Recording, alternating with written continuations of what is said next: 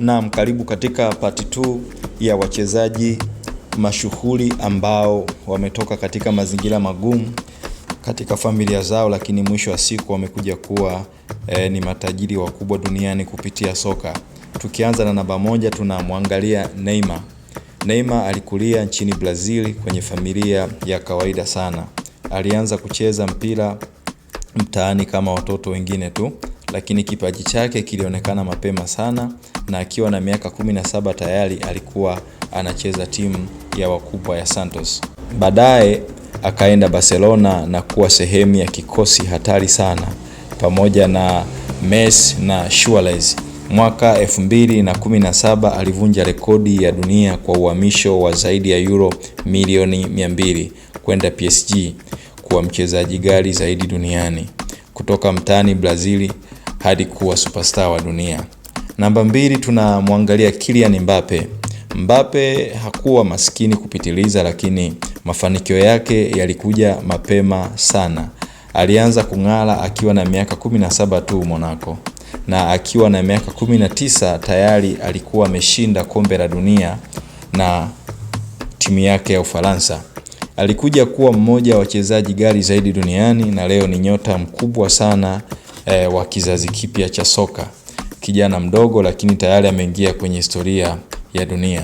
Na tukimtazama mchezaji namba 3 tunamuona Erling Haaland, ambaye huyu bwana alizaliwa Norway na alianza kuonyesha uwezo mkubwa sana tangu akiwa mdogo.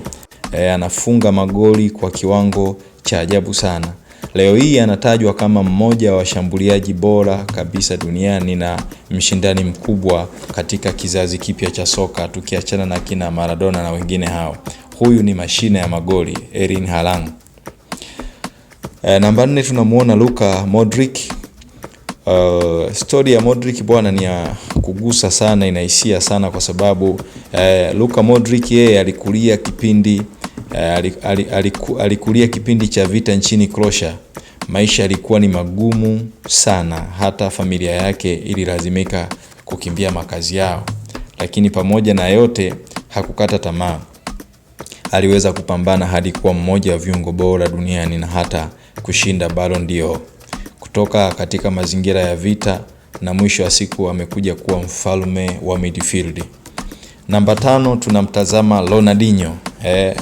Huyu bwana anapocheza watu walikuwa wakifurahia tu, wanakuwa wamejawa na furaha, lakini nyuma yake kulikuwa na maisha yenye changamoto sana. Alipoteza baba yake akiwa mtoto mdogo sana, lakini mpira ukawa njia yake ya kutokea kimaisha.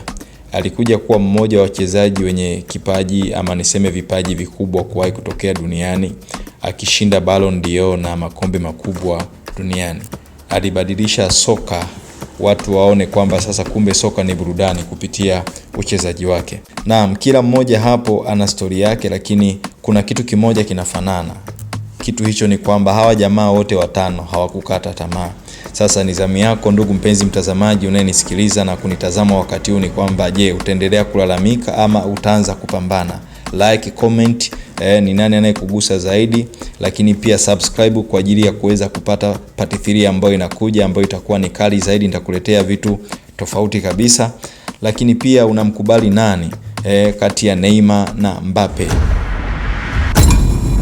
Mwanga wa ndoto zetu